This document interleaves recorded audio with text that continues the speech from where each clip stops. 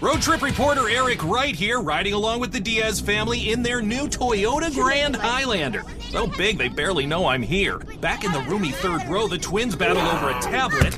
In front, Mom's trying to play referee. Dad's letting in some air through the available panoramic moonroof. And next to me, in the captain's chair, oh, Grandma Mayfield saves the day with butterscotch candies. Classic. Life's grander in the first ever Grand Highlander. Toyota, let's go places.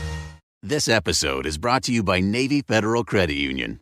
It's a special thing to be a member of Navy Federal because they are a member-owned, not-for-profit credit union that invests in its members with amazing rates and low fees. That's why members could earn and save more every year. Plus, they serve all branches of the armed forces, veterans, and their families. So if you're interested in becoming a member, learn more at NavyFederal.org. At Navy Federal Credit Union, our members are the mission. Insured by NCUA. Episode 179, paying off $33,000 of debt by living on half of your income with Elle Martinez. Welcome to the Frugal Friends podcast, where you'll learn to save money, embrace simplicity, and live a richer life. Here are your hosts, Jen and Jill.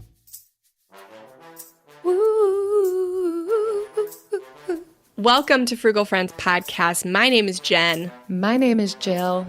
And today we are talking with Elle Martinez, longtime friend of the show, first-time caller, about her debt payoff story.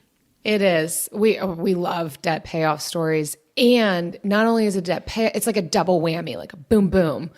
Debt payoff story and tips on how to live on less. So two things we know this you one love. really packs a punch, and Elle's fantastic. So really excited to introduce her to you all. Yeah, and today's show, it does focus on dual income households, mostly for the strategy, but we talk a lot about how you can use it as a single person as well if you don't have a second full-time income to help you. So regardless, you guys love a good debt payoff story, a lot of tips in here, and it can be helpful for anybody who has relationships with people in general.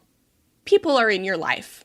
So, absolutely. Yeah. There's something for everybody here. Absolutely. But first, our sponsors. The 7-day no spend challenge. We love challenges. You know us. So if you feel like you spent a little bit too much this summer on back to school season or anything else, and you want to step back and reset your spending habits, we have created a free, that's right, free mini workbook that will help you to do that through a 7-day no spend challenge. So the workbook helps you to plan, execute, and reflect on the challenge so that after 7 days, you know what you need to work on and you have an action plan to do so. So if this sounds like something you need, you want, you have to have, again, it's free. Go to frugalfriendspodcast.com/free. Get yours. Do it. Change your life. Change your life. Today's episode is also brought to you by social media. Podcasts are very fun, but if we had $1 for every time somebody mixes up, we'd be able to buy Jill a second Vitamix. Oh, what would I even do with it? Whoa. So it's thrilling.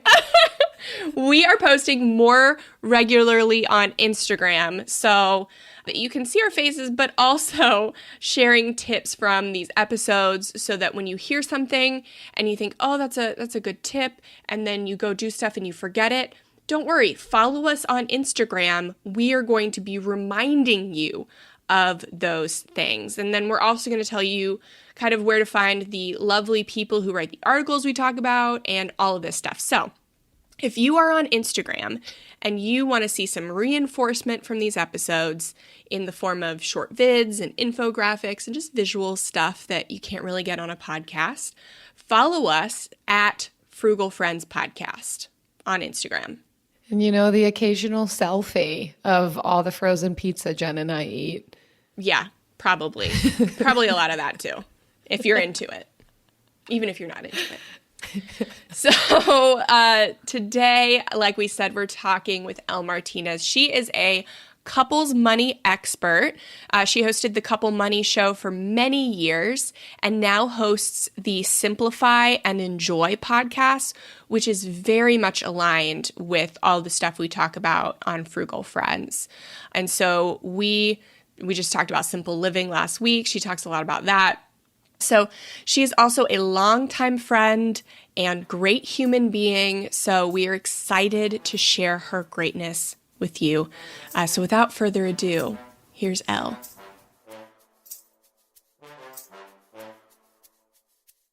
Welcome to the Frugal Friends podcast, Elle. We are super stoked to have you on. Oh, I'm thrilled to be here, especially talking about my favorite subject, getting people on their debt-free journey. Yes. Getting on the journey, being on the journey, wrapping up the journey, starting a new journey. It's all good. I mean, there's so many things. I don't know if you guys feel this way, but I feel like if you can do that, if you could, take care of that high interest debt and get that out of the way, there's so many opportunities that open up. It's like a load off your shoulders.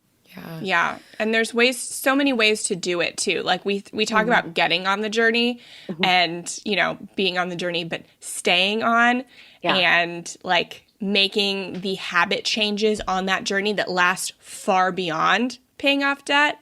We don't typically focus as much on those. And so I feel like your story really offers habits that can be used long after paying off debt too.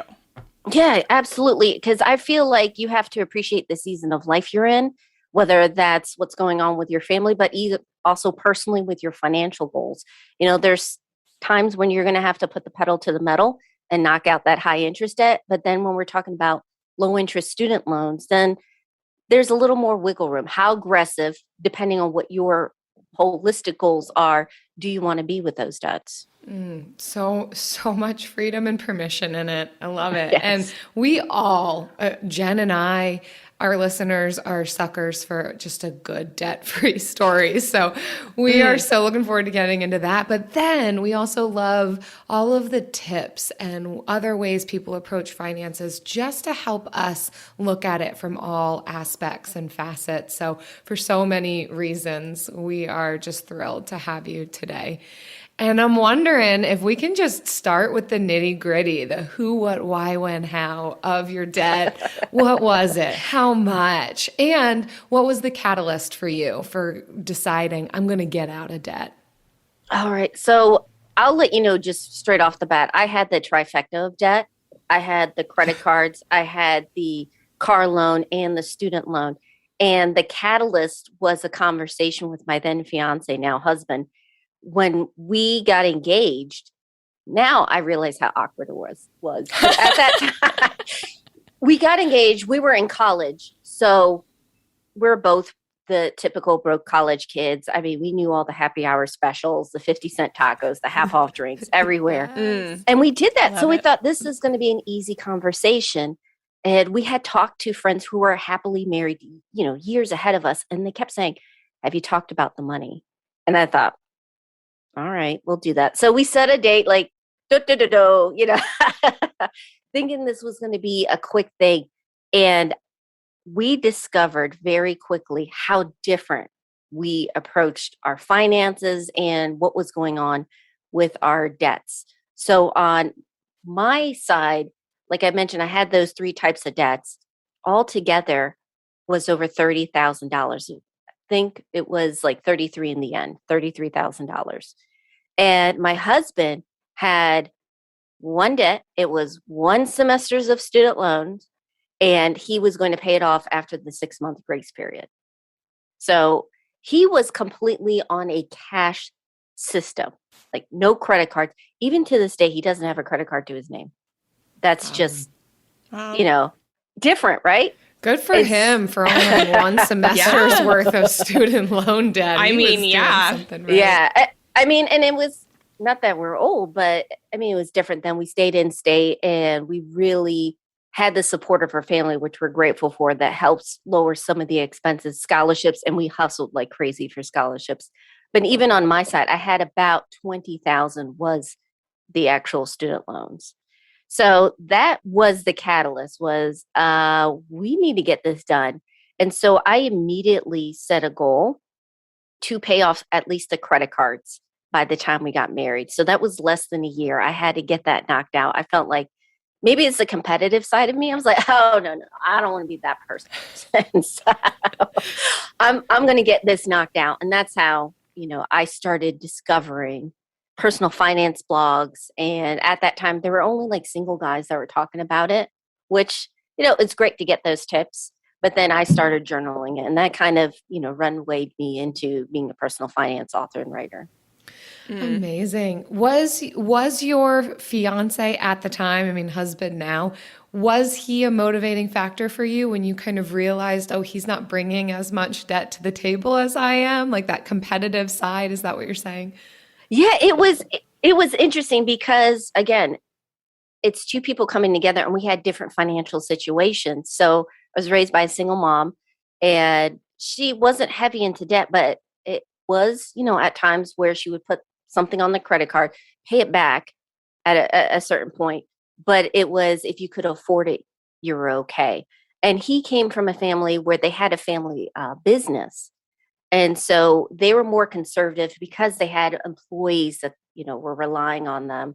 And so it was a different mindset. But I will say on my side, I was doing a little bit of everything. So yes, I had debt, but I also started investing. One of my first jobs while in college, they offered that opportunity and I took it. And yes, it was small, but it was something that I was contributing towards.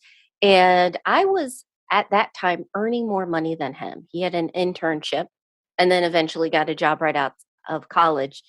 But I was working part-time at a doctor's office, making decent money, but more than him. So we just came from two different financial backgrounds and situations. But yeah, that competitive side, I was like, no. I gotta change this. And it's funny, I have a podcast. I didn't realize until years later when I interviewed him about it because he was so calm while we did that talk. And he was like, I didn't know you had that debt. And I was like, what am I getting myself into? But he said he appreciated that I was open about it. And it wasn't like it was gambling debt or, something that was a red flag. It was mostly student loans. But that was an eye opener for him as well. I bet. Yeah, that's so similar to our story because I had more debt than we waited till we were engaged to have the talk. Yeah. And I don't know if my then fiance, now husband, knew how much debt I had, but I had over 50,000 between student loans and a car. And he was bringing in like just 24 and he was like committed. He was going to pay it off as soon as the grace period was up. He was going to pay it off. And I was like, I don't know. I think I want to live my life. But yeah, I mean, very quickly, obviously, I changed my story. But yeah, that was super, super similar story. Mm-hmm. Yeah, same. I had all the student loans. Yeah, you did too? Yeah. Yes. Oh boy. Where we starting a club? Yes. But now look at us, Join our club. Debt free. It's awesome. It's great on the side. Yes, it is. It stands out to me, Elle, just the transition period and how that allowed for room for reflection if we let it. I think sometimes we can blow past some of those milestones and I don't really want to look at that. It's not necessary. This is a high point in my life. I don't want to talk about ho-hum things.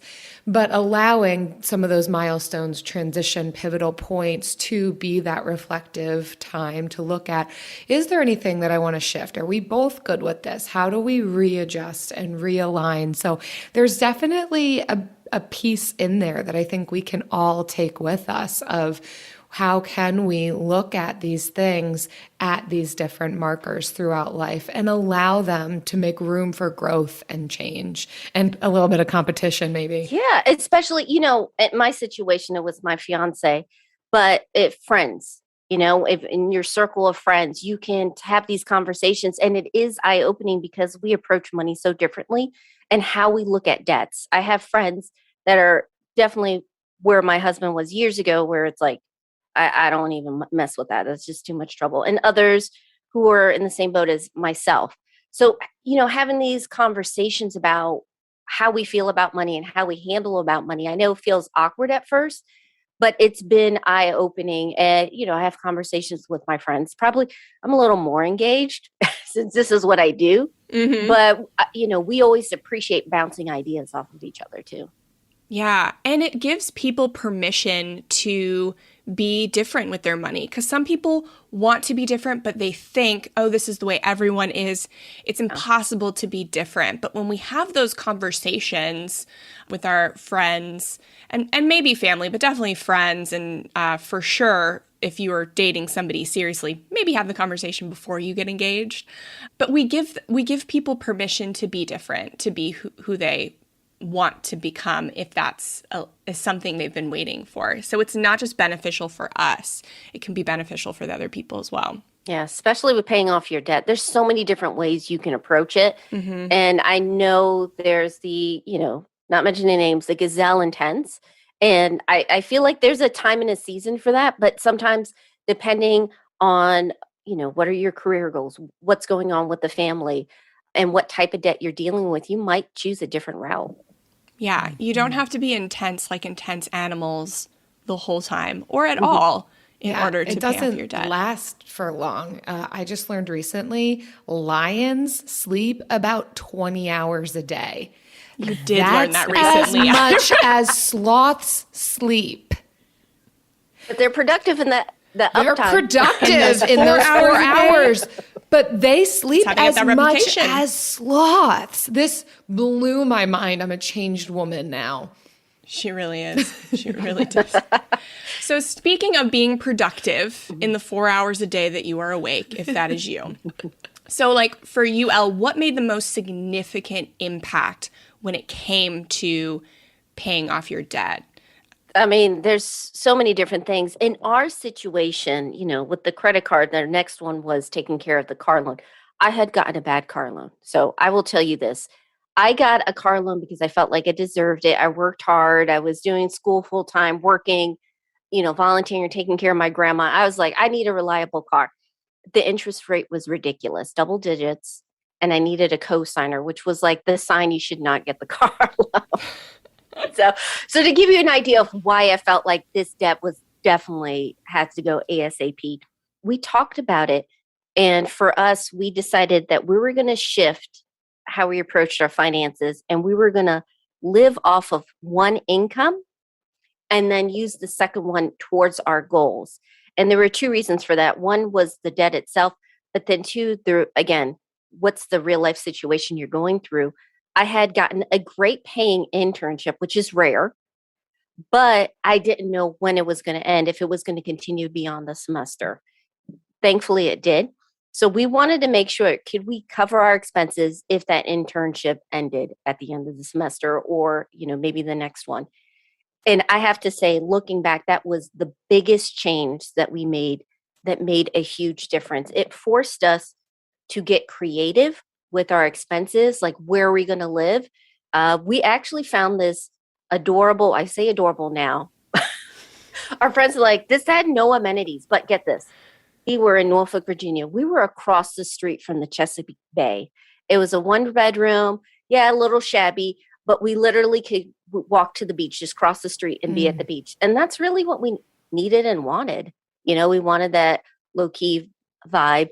And it kept our expenses low instead of being maybe closer to downtown where they had a ton of restaurants. Again, could be a ton of temptation. So you got to look at the situation from your perspective. That was a huge help. But even if you're not married, I would say, again, looking at the income streams, you could have a 9-to-5 that you keep all your necessary and essential expenses.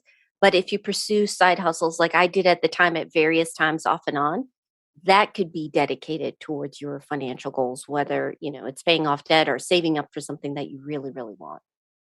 AI might be the most important new computer technology ever. It's storming every industry, and literally billions of dollars are being invested. So buckle up. The problem is that AI needs a lot of speed and processing power. So how do you compete without costs spiraling out of control? It's time to upgrade to the next generation of the cloud. Oracle Cloud Infrastructure, or OCI. OCI is a single platform for your infrastructure, database, application development, and AI needs. OCI has 4 to 8 times the bandwidth of other clouds, offers one consistent price instead of variable regional pricing. And of course, nobody does data better than Oracle. So now you can train your AI models at twice the speed and less than half the cost of other clouds. If you want to do more and spend less, like Uber, 8x8, and Databricks Mosaic, take a free test drive of OCI at oracle.com/strategic. That's oracle.com/strategic. oracle.com/strategic. We all agree that reducing carbon emissions is a good thing. And once again, Toyota is leading the way. We hear a lot about fully electric vehicles, and Toyota has them, with more on the way.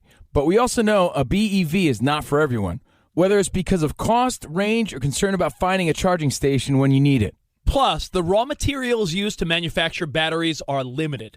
Enter Beyond Zero, Toyota's vision for a carbon-neutral future, in vehicles and in manufacturing plants, too, in the years ahead. The materials used to make just one long-range battery for an EV could be used to make batteries for 6 plug-in hybrids or 90 gas-electric hybrids. That's why Toyota's position today is electrified diversified, empowering you to choose how to reduce your own carbon footprint with the vehicle that's right for you. A hybrid, plug-in hybrid, or battery EV.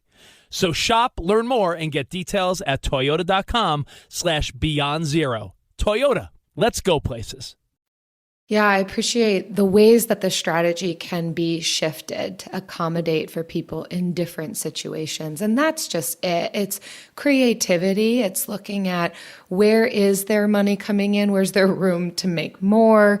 How can we decrease expenses? And how can we really strategize where that money is going? Yeah. I mean, that's, we used a similar... I don't think we even said outright, like, oh, we're going to live on one income and use the other to pay off debt. That's kind of just how it happened. But it served us so well, especially when we bought our house, because we were still in this mindset. So while we both used our income to, qualify, we only used the one income to decide how much we wanted to spend. Yeah. So we are still in this living on one income mindset. And it's how, even after paying off debt, I was able, when I lost my job, I was able to just not get another and to just do, freelance writing full time and to be able to, build that up into another full-time income. And, how we don't worry about paying for daycare now because all of our expenses are on one income. So I could, use mine to pay for daycare if I wanted to, but we still live on one income. And so it's just gives you so many possibilities so far after paying off debt. And I love that it's not just reserved. It's obviously easier when you have a full-time second income. Yeah. But you can use it in a one-person household and just on a smaller scale with a side hustle. It's definitely a cool challenge every month to see, okay, how much can I put towards my debt? I'm only going to put what I can make my side hustle. And it does motivate you that competitive side to see if you can do more or how to alter your income to get there faster. Yeah, there's a lot of similarities between you and my story. But having a purpose for your money and especially side hustles, I love that because it felt great. One of the side hustles I did was, again, I try to balance not just making money, but enjoying it, was working at a local amphitheater. So I could go and, listen to the concert and the music, and I worked with the food department. And it was great because the manager would let us come in a little bit early, sound check. So your favorite bands, as long as you weren't being a creeper, lingering a little too long. That's the rule. Don't be a creeper. It's so far in life. Yeah. Don't be a creeper. You'll have so many wins that way. So, it was a way for me to, instead of paying money for a concert ticket, I got to see a little bit behind the scenes and earn some extra cash on the side. So, being creative with side hustles as well. And then at the end of the night, I had an extra, $100 or whatever with tips. That's going towards, my goal, knocking out that car loan. It felt like a double win. We're both really inspired, I think, about with this. And well, I think too, something that I want to highlight with what you're saying is it sounds like a shift from what you did for your 9-to-5 job. It was something that is enjoyable, but also brings in money. And what a great combo. What a win-win. Those are the types of scenarios that, man, if we can get them with a side hustle, fantastic, because then it's not going to feel like we're working ourselves to the bone. If we get to exercise a different aspect of our personhood, get to engage with new people, or get to see free concerts and be a part of people's after work life, but yet being paid. So I love all of the thinking outside of the box things that you're describing, and some of the transitions that you made in the midst of your transition into marriage. And I'm curious what you would describe as some of the biggest impact ones. I know you talked about your housing situation. I'm curious if there's any others, and what was most helpful to you in this debt payoff journey? I would have to say definitely kind of gamifying it and focusing on the big ones. You hear like, watch the latte. Who cares about the latte? The latte is not killing you. It's the bigger expenses. How can you optimize? Again, finding that balance of what you enjoy while, keeping those expenses reasonable. So my husband and I are foodies. We enjoy good food. And yes, we still go out. Actually, during the pandemic, we spent more eating out because we wanted to support local businesses. And you're not we're alone. Grateful. Yeah, we're grateful to be in that position, right? We're grateful to be now in a position where we can maybe, spend more, still within reason. But then we found ways to improve our cooking skills at home, because when we eat out, we go all out. Apps to dessert. We want the experience. But then there were times we realized, we're going out, we're really not getting much out of this. So maybe we need to cut out certain types of, like, going out to lunch at those fast food places. It's not really giving us the joy or, the wins we feel like. Having friends over, and my husband smokes ribs, or he smokes duck, or, pork, whatever. Having them over, and we're having like 10 people over, and we're doing different styles. Hey, we just saw this, on online. It's like this Mediterranean herby kind of smoke flavor. We're going to throw that on there. Like upping our cooking skills to the point, like, we want to be foodies, but we want to be frugal foodies. So So I'm not going to tell anybody like, okay, just eat bread and butter and you'll be fine, or, cut it to the bone. I'm saying find the joys, like the things you enjoy spending. And is there a way to be smarter about it? So we eat less meat, but we eat better cuts of meat. So ribeyes, when they're on sale, we grab them. So when we have friends over, they're getting ribeye versus, when we first started with the sirloin steaks or the fajita steaks and so forth. So looking at your three biggest expenses: housing, food, and transportation, and then making sure that where we're spending aligns with our values. I mean, it sounds kind of cliche, but I think that's made the biggest impact. And for every family, it's going to be different. So that's why I don't tell people, this is what you need to cut out. This is what you need. It's more like, here's what worked for us and why. How does that translate to you? But it does help to hear you describe, listen, we enjoy food, we enjoy going out, but that doesn't mean we enjoy all food and all going out. Sometimes it is better to eat at home and have friends over. My goodness, Elle, are you my kind of frugal friend with your frugal foodie? I'd love it if you lived right down the road smoking ribs. I'm there. We make quite a few friends there. And we also homebrew from time to time. We've homebrewed time to time some beer. We love craft beer. Not sure what the scene is where you guys are at, but it's a big thing in Raleigh. So that's what we love to do. And for one of my friend's wedding gifts years ago, I actually did mead, which is a honey wine. And it sounds like it'd be super sweet, but it's like a dry white wine. And I gave that as one of her wedding gifts. It was custom blend. Oh, that sounds great. And it's not Jill hard. Is, like it's Jill not is so hard. excited. That's the thing. It's Jill wants to get married again. Invite you. Eric and I are renewing our vows. I know. Send me your anniversary date, because I need about like 6 months to get it right. So perfect. If you want a beer, it's a month. So Let me know.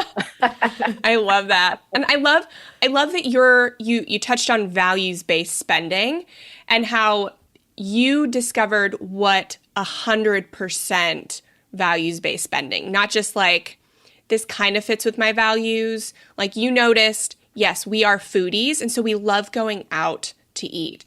But maybe going out to lunch, it's maybe like 50%. Fulfills at 50%. So we can get rid of that so that we can have more experiences that truly 100% fulfill the value, and that saves money.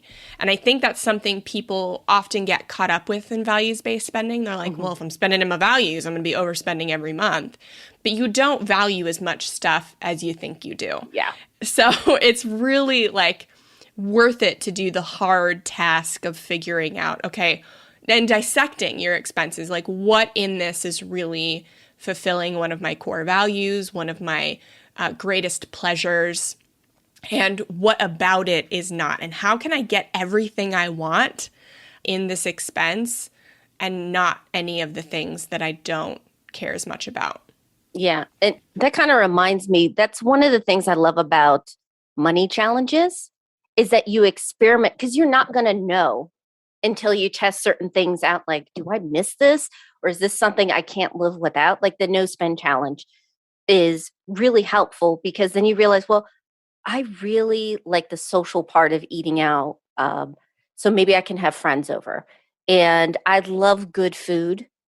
It could be sushi, it could be Brazilian barbecue, whatever you like. And so experimenting with different challenges, and not all of them are going to work. Or you might do a challenge for 2 weeks and you're like, yeah, I realize this is way too important for me to give up.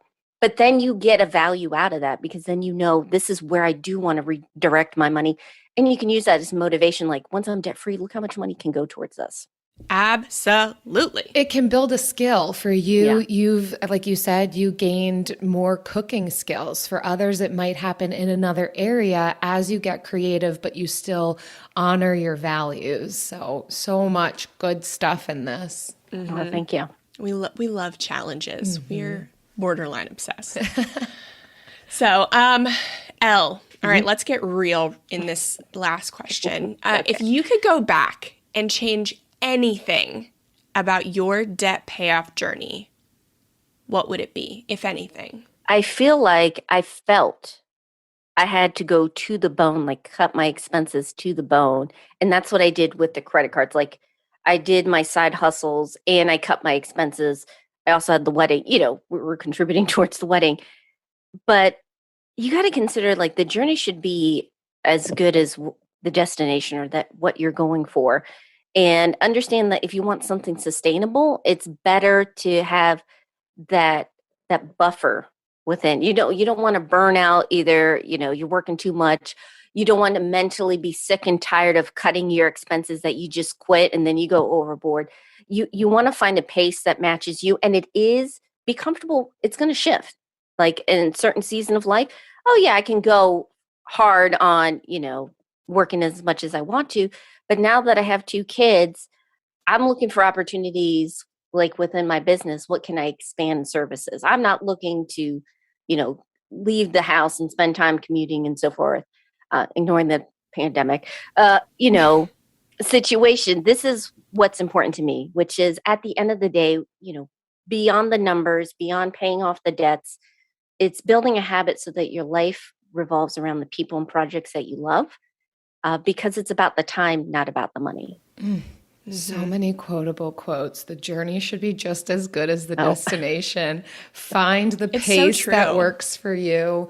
Absolutely. Yeah, because we're talking about your debt payoff story that was, it sounds as though pre-children. And absolutely, that's going to shift. If you're still in the midst of debt payoff while having kids, or you're starting it with kids, it looks different. Yeah. You're going to make different choices.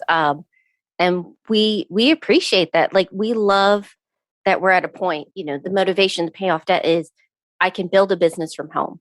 My husband is a software engineer. He actually likes working with an office. I know, like, in the internet, people are like, oh no, you need to be avoid the 9 to 5. He loves it because he just wants to program. He doesn't want to be, managing and wearing the different hats you do as an entrepreneur, but he gets to work from home doing that. So, you get this leverage, you get these options, and then you can put the pieces in place however you want to for your family, or, if it's just you, your life.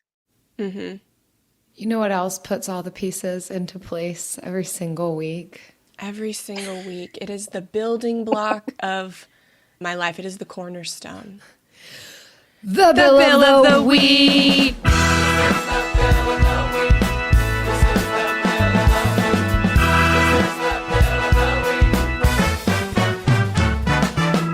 That's right. It's time for the best minute of your entire week. Maybe a baby was born and his name is William.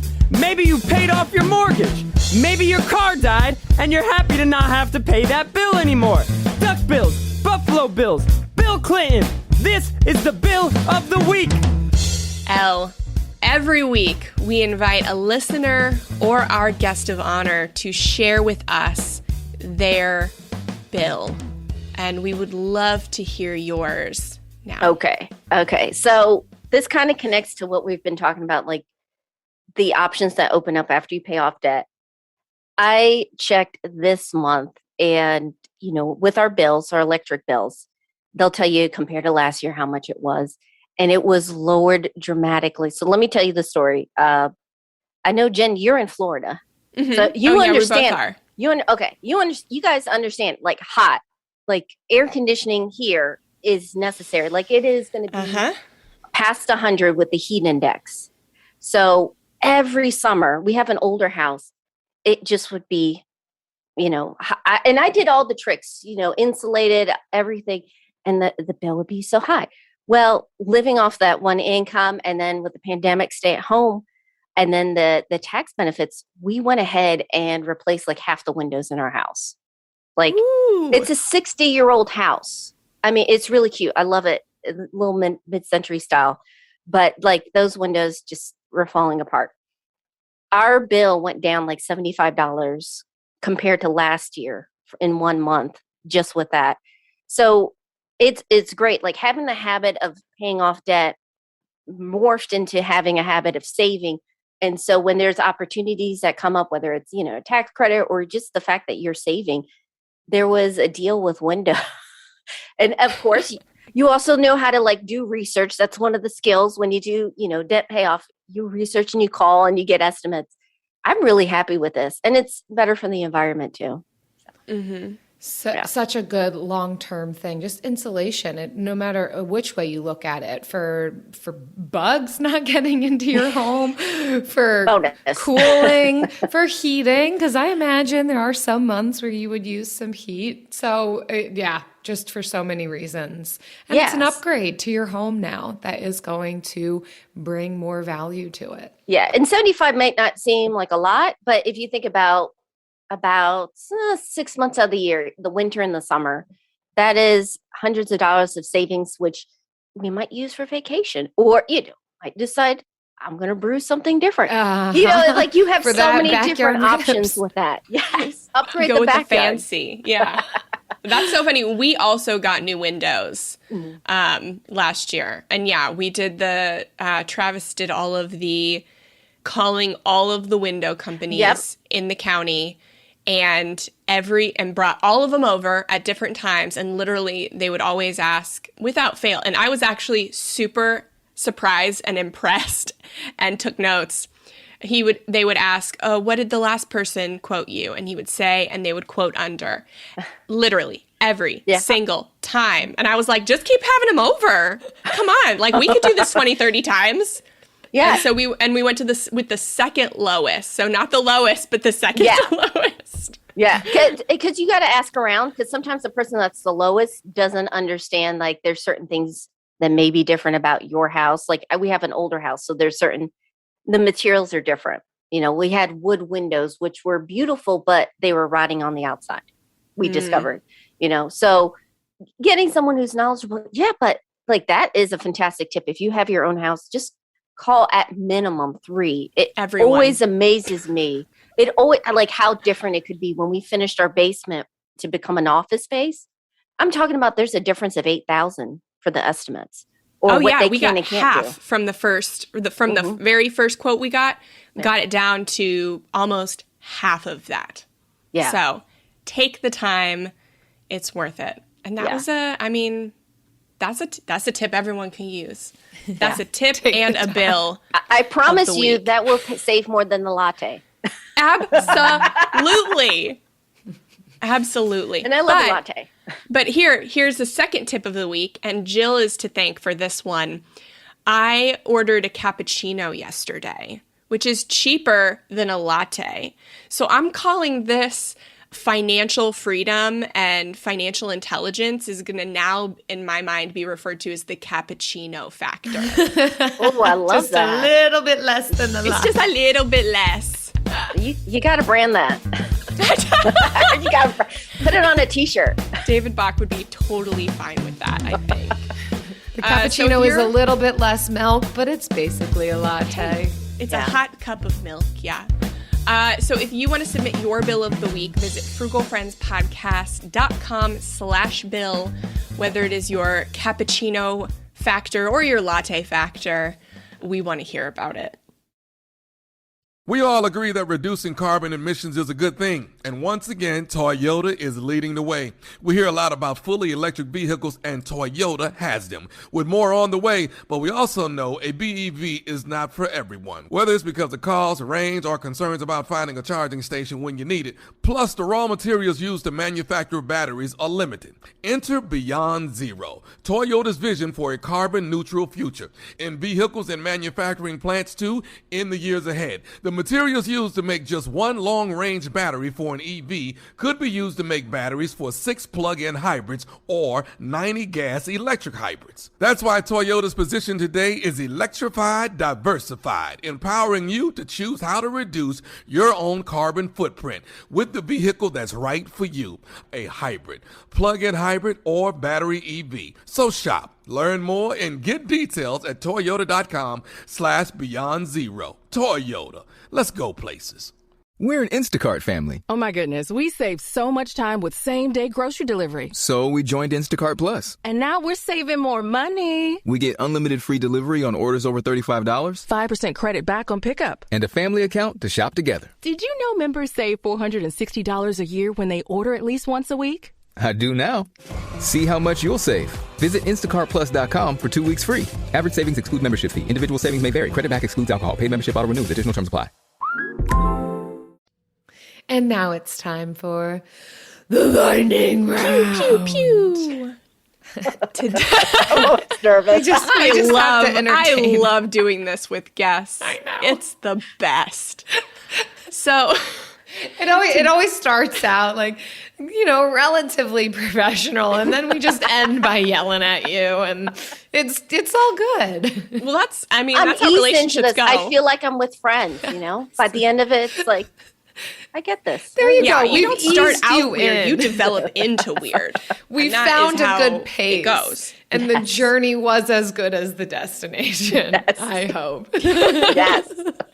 So for today's round robin lightning round, we are each going to go around and say kind of one income increasing thing that we did to pay off debt. Maybe it was the most impactful. Maybe it had most money, or maybe it was the most fun. But yeah, an idea that somebody else who's paying off debt now might want to think about trying. So Elle, we always allow our guests to go first. Oh, So, well, thank you. Yeah. I feel special. So kind of what I mentioned with the amphitheater, like sometimes seasonal jobs, especially in the summer, spring, look, if not an amphitheater, your city, like what social activities do they have? Downtowns, they have a lot of festivals here in Raleigh. What organization, Parks and Rec, that you can do as a side hustle that kind of allows you to enjoy what makes your community special, and at the same time get paid. I feel like working with the amphitheater, I got tips and it was fantastic. If you're looking for a really good paying one, and they do it not just every 10 years, is the census. Like, yes, if, that one just happened, but yeah, I did but in that between, once. in between, we did that too. Again, like side hustles for purpose. When we bought our first house, we had to buy the fridge and a couple other items, and I was like, no, I'm gonna hustle this. How can we? I was like, hustle. I know. I'm like, we move in January. I'm gonna earn it, and it was like the fall, and it gave me motivation. So I think being creative and looking for seasonal work where you can kind of blast at it, enjoy it, and then you're done can be a huge one. I love that idea. People don't think about seasonal work a lot, but it's great. They just don't want to get a side job because it's so consistent, but seasonal is amazing. Yeah. And it often pays more because it's not sustainable. So not as many people want the seasonal jobs. Yeah. Yeah. I mean, sometimes some of them were paying like 20 an hour, back in the day. Whereas if you get like a retail job, it was, 8 an hour. So boom, big wins, goes towards your goals. It's a double win for me. Love that. Jill? Well, I love the high impact things. You know me, I am a little bit obsessed with lions and lionesses, and to learn that they sleep most of the time is really freeing to me, but then really high impact 4 hours. And so for me, I don't have a ton of like, here's the little tips that I did, because I really was like, where's the big expenses? And housing was that, especially in the area that we used to live in the Northeast. And so we did a lot of different things for housing. I know our longtime listeners have heard this before, and nothing's changed for me. You're going to keep hearing the same thing over and over again, but we house sat. So we didn't actually pay for our living expenses. We house sat in a log cabin for people who needed to go away for 2 years for work to Ireland, but they didn't want to sell their house, and they also didn't want to rent it out because they wanted to be able to come home on their vacation. So that, we just paid the electric bill there. We also lived in a tiny home, so that saved us a ton of money. I got my master's degree, so that increased my earning potential while we also cash flowed it because of the low housing expenses. We lived with my grandmother for a time. Now, that was to care for her, but it did have the peripheral impact on our finances of not needing to pay to live somewhere because we were caring for her while we were living there. So those high impact things, sleep 20 hours, work for 4. That's another and your t-shirt. work was actually just sitting at a house you were house sitting. That was a cool house. Oh man, we the got log to see cabin. That house. You've got to see most of the houses we've lived in, but yeah, it was a log cabin in the woods. I mean, it was stunning. It was awesome. That was nice. Yeah. So for us, some of these, I think our most impactful ones actually happened after we finished up paying off debt. So I would say Airbnb, Airbnb-ing our guest room was the easiest money that we made. And it was fun to have strangers in our house and like get to see people from all over. And they were just a different type of people, somebody who's willing to sleep in a house with other people. They're just there to get the cheapest room. They're not there to hang out at the house. But they're also fun people that are just down to travel in whatever way they can. So they were all really cool people. And we were able to make quite a bit of money that we used it to pay for my car. We bought my car in cash. And I started a t-shirt business that we used to pay for an RV that was supposed to be another income-producing project that did not work. Not everything works. And that's okay. Learning experiences. But I would say the Airbnb, if you can do it, if you live in an area that's Airbnb-able, then definitely that's what the company was designed for, is to share your home with other people. And so I really would love to see more people like bringing that feel back to Airbnb and making money because of it. Yeah, I got to get my husband on that. He's like, I don't know. I'm like, we have a it's a 900 square foot basement and has its own entrance with the carport and its own, bathroom and setup. Just got to finish up some things. But you remind me, like, we love doing Airbnbs. We went to Asheville this summer. It was like the perfect Airbnb spot. It was a single mom with the little girl.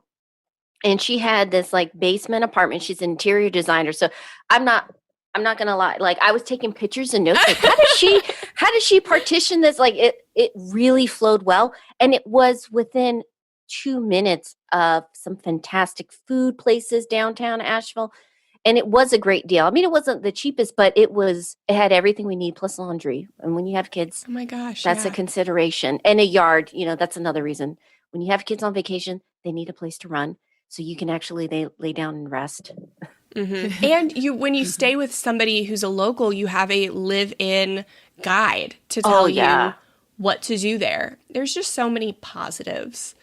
So Absolutely. the money is just one of them. Well, thank you so much, Elle, for hanging out with us and sharing your wisdom. Where can people get more from you and your awesome voice on your podcast? Well, thank you. I started off with Couple Money. So if you're looking specifically for marriage and money tips, that is couplemoney.com. But then also about enjoying the journey to financial freedom and the destination, Simplify and Enjoy, which is also the podcast I have now. I think all of our listeners would really enjoy Simplify and Enjoy. It's very similar themes to Frugal Friends. Yeah. And you did note her voice, Elle. Your voice on Simplify and Enjoy. I mean, even now too, but it's just a really nice listen too. Oh, thank you. Don't laugh. I started it, like I mentioned, I just had a baby. And so I would record during her nap time. And so then that became a thing. And my friends who discovered when I published my book, I kind of just outed myself. And they're like, you sound really calm. You're not like that. I'm like, I am calm. I have my calm moments. They're just all on my podcast. And I can't get out now. Be quiet when she's napping. And now it's like that vibe. And I feel like when I tried to be excited, and I tried that last year with video, and I was like, I can't do it. It's not that. Oh my gosh. Amazing. And yes, what is your book, and where can people find your book?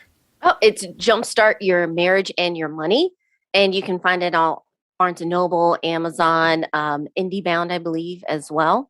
And it's basically 4 weeks to kind of reset your relationship and your finances so that both of you are happy with where you're going with your money. Awesome. And we will have links to all of those in the show notes. Again, thanks so much for hanging out with us, Elle, and we'll see you later. This was a blast. Thank you. Ooh, that was so good. I mean, I hope I wasn't, well, I was, it's okay. I was fangirling hard, I think, just on all of her knowledge. It's so interesting. You fangirled on this one. I did. Harder than I did. It's like, it's usually the other way around. Fangirl about the conversation, I think. I'm not necessarily like, oh, I've followed you for a long time and I'm fangirling. It's like, ooh, I like what you're saying right now. And I can't not get stoked about it and say how I want to put this on a bumper sticker. So lovely. Yeah. And Elle has this, like, if you're into ASMR, you want to listen to her podcast because she has a soothing voice. And you'll like what she's saying, too. Mm-hmm. Yeah. It's something that a lot of female podcasters get ragged on for is their voices. We have personal experience with that. Mm-hmm. But Elle does have a nice and soothing voice. So don't leave her a bad review for that reason. Actually, don't leave any podcaster a bad review for that reason. Comment on their content. Okay. Thanks so much for listening, everybody. Speaking of reviews, we hope that you enjoyed listening to Elle and her tips as much as we do. We love sharing interviews with you all, and we also really enjoy and appreciate you listeners and all of you who have left us kind reviews on iTunes and Stitcher, like this one. It's listed from Eliza Bravely. Love, love, love is the title with 5 stars attached to that. I love Jen and Jill, and I'm so happy to be able to hang out with them every week, dance to their theme song, and get both inspiration and super tangible, actionable tips. They help me stay on the frugal path. Yay. Woo-hoo. This is such a kind review, and I love the visual of us dancing together because that is actually what we do, even though you can't always see us. However, this interview. We did video record and it is up on YouTube. So feel free to check that out. And you can definitely see us dancing and having fun with Elle. Yes, we will be putting our interviews on YouTube now, as well as our regular episodes, but you won't be able to see those we're really trying to show you our faces more, and we want to connect with you. We like to see your faces in our Frugal Friends community on Facebook, and so we want you to see ours as well. So thank you to everyone who tunes in, leaves reviews, and also shares these episodes on social media. So when you come, follow us at Frugal Friends Podcast on Instagram, share the latest episode in your stories or in a post, and tag us, and we'll enter you into our monthly drawing. For every 5 tags and reviews we get, we give away a copy of the Frugal Friends workbook. And it is a great little workbook with 6 different week-long challenges. And actually next month is the last month we are giving this particular workbook away. So if you wanted to try it out, please submit a review or tag us on social. So keep leaving us reviews on iTunes or Stitcher. Send us the screenshot to our email, frugalfriendspodcast@gmail.com. Also tag us on social. All of these are the ways that will enter you to win this prize of our workbook. Yeah. Say hi to us on Instagram. Let us know you're there, that we are not alone, and we will see you there, and you will hear us next week. Bye. Frugal Friends is produced by Eric Sirianni.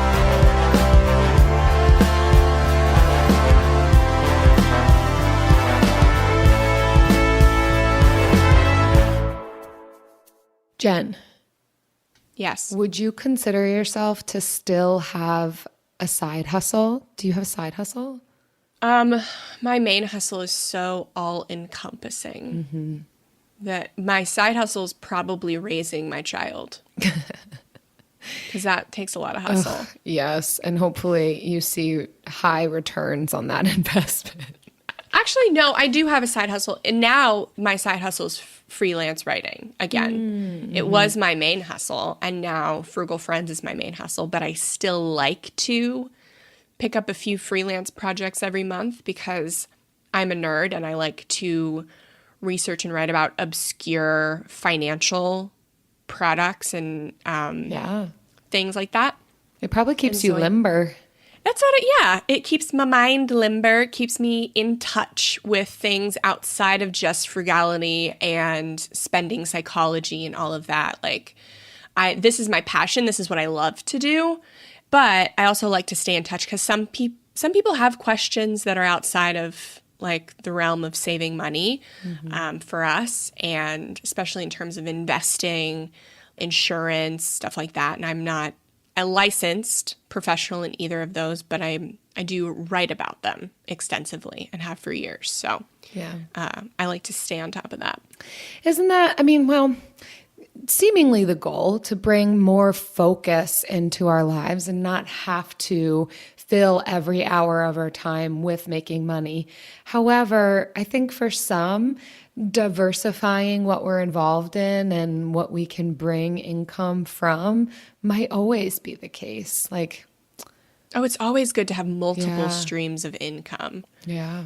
Like as much passive income as possible, though. I think we work our way up to that. And I have passive income as well, so that I guess it could be considered a side hustle, but I don't hustle for it because I already hustled. Yeah, girl. So I don't hustle anymore for it. Yes. You catch me sleeping. I already put in my 4 hours. Now I sleep 20 hours a day because I worked 20 hours a day then, so now I can sleep 20 hours a day. Oh, yeah. Talk about moving up the food chain. Jill, do you have a side hustle? Oh, yeah, this is my side hustle. Oh, this is your side hustle. Okay. Yeah, and then we're working on our next side hustle. We're not quite there yet, but Airbnb is what we have our sights on. We still have to build out the Airbnb. Oh, he's always been on board. Our timelines have been different of when we're going to make this a reality.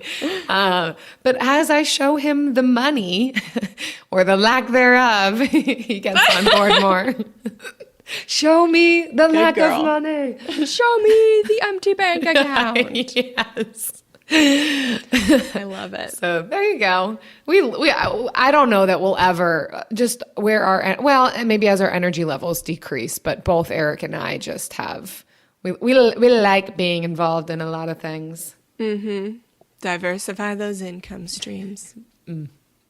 Support for this podcast comes from National Car Rental. National is here for the business traveler because while business can happen virtually anywhere, there's nothing like being there. And to those that are traveling for work, National knows you mean business. That's why they are committed to getting you on your way. With their complimentary Emerald Club, you skip the counter and choose any car from the aisle, even free upgrades. Get the control to get more done with National Car Rental. Learn more at nationalcar.com. Subject to availability and other restrictions.